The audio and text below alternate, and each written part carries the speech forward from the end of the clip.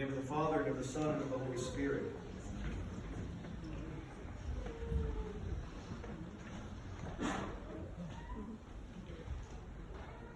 If I may, I'd like to begin this morning by sharing with you a little image that I saw last week that inspired me very much.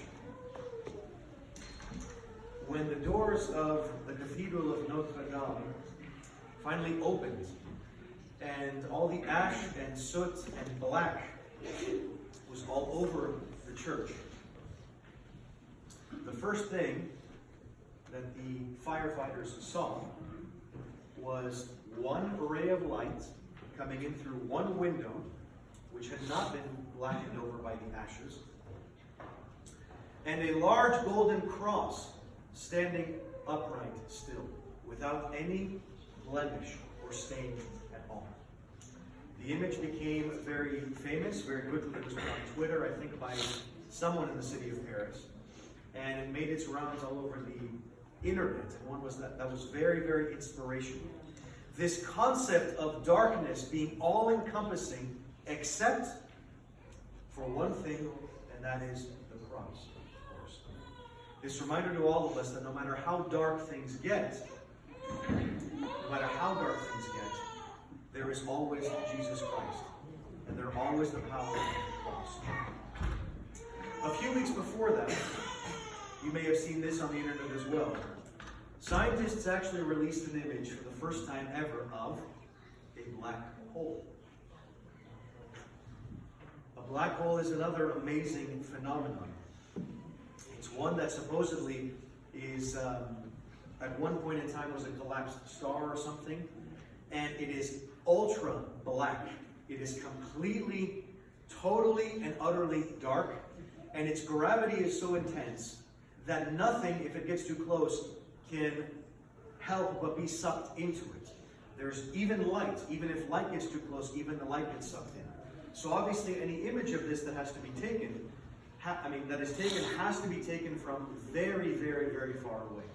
And so for the first time in recorded human history, we see an image of, again, the darkness, but for the first time, being able to see it and not have power over us, or over the picture, shall we say. And so my question this morning with these two images in our minds, of darkness, my question this morning is, what darkness might we have in our life?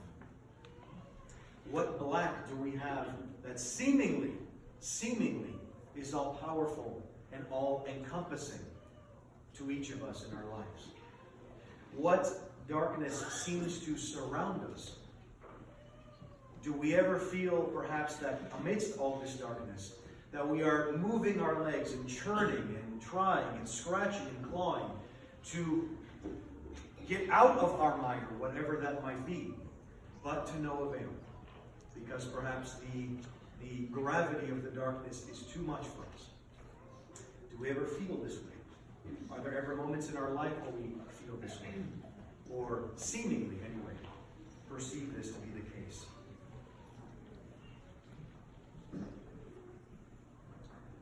The Israelites of Jesus' time must have felt very, very similar to this. As I mentioned in sermons in weeks past during Lent, we talk about the plight of the Hebrew nation in the Old Testament, about how there were invaders, there was war, there was persecution, there was violence. In Jesus' time, for instance, they were not slaves, perhaps, even though they had been slaves in Babylon at one point in their history.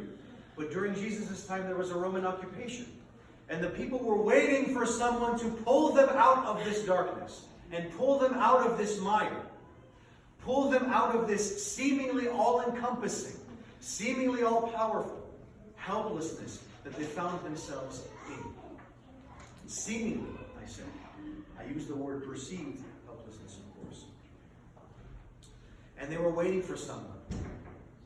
And then, finally, stories began surfacing, perhaps, of a prophet, so they thought, a mere prophet, who began healing the blind, visiting the sick, and casting all kinds of darkness out of people's lives.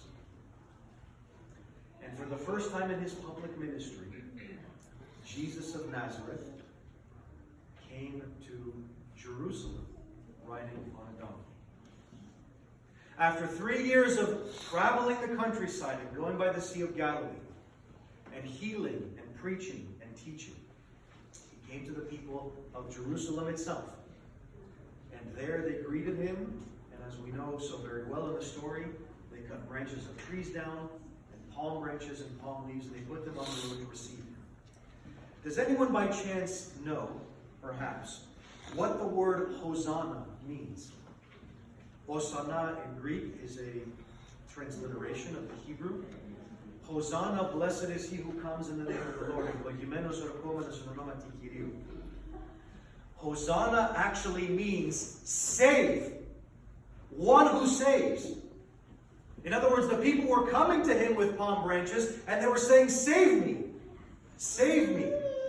Or thank you for saving. Or I pray you save me. They were coming to him acknowledging that they believed that he could save them from whatever darkness encompassed their life. Not only was it a greeting, it was a proclamation. It was an affirmation that Jesus Christ saves. And that regardless of how much we may feel that we are being pulled down,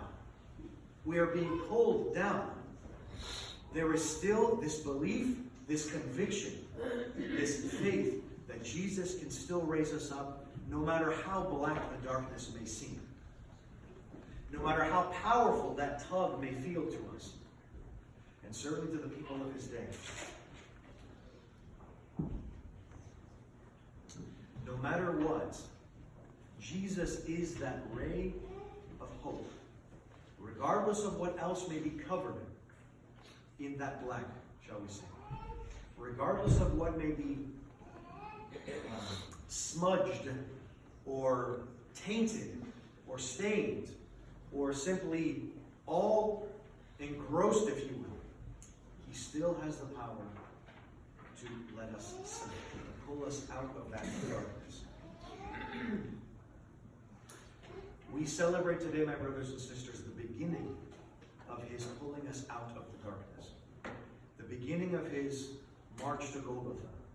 The beginning of his passion, if you will.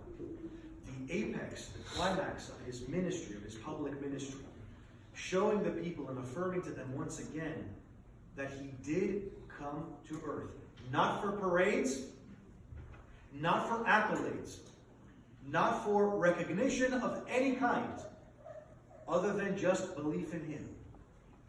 And he demonstrates this by so humbly coming into Jerusalem on a donkey. But simply to tell us, I am here to save you. I am here to lift you out of your darkness. I am here to lift you out and to bring you back to the light. The Lord does everything for us. He did 2,000 years ago, and he continues to do so today. Whatever black we find in our life that seems to hold us down, that we feel we might be powerless against, Jesus still comes and rides into our own heart and our own life. And we have a choice. Do we receive him and let him be that ray of hope that brings us out of the darkness? Or do we not? He gives us a choice. He gives us a choice. As Orthodox Christians, all throughout Lent, we've been celebrating the service of Great Compline on Monday nights. On Monday nights. And there's a very famous part of the Compline service, which can be done any point of the year, by the way, that simply says, Oti methimon o Theos, for God is with us. God with us. And there are verses interspersed throughout this hymn for his government, his authority, his kingdom, all the glory that we, and the, I want to say the word doxa, but that's glory. Everything, every bit of authority that we attach to Jesus Christ's name is interspersed throughout this hymn. For his government is upon his shoulder, for God is with us. Hear it to the ends of the earth, for God is with us. Know you nations and be submissive, for God is with us. It's constantly over and over and over again being said, Oti meth imon o Theos, for God is with us. He is with us. And not just anyone, but God with us. God is with us. That's what we celebrate today. And that's what we remember in our life as well. Not just during Holy Week, but every moment of every day. Every moment of every day, He gives us a choice, saying, I'm here to rescue you. Will you let me rescue you? Because I love you, and I'm here for you. That is what we affirm as all followers. If this is not the core of the gospel itself, the good news that Jesus comes to save, that Jesus comes to lift us up and take us out of the darkness, then I do not know what is. Truly, my brothers and sisters, God is with us. He is with all of you and with me, everyone. He's with everyone, because of His love for us. May that love lead us this week to the Feast of Feasts, to His holy passion and resurrection, and may we remember this and all that He has done for us and continues to want to do for us every day of our life. Amen. Anastasi.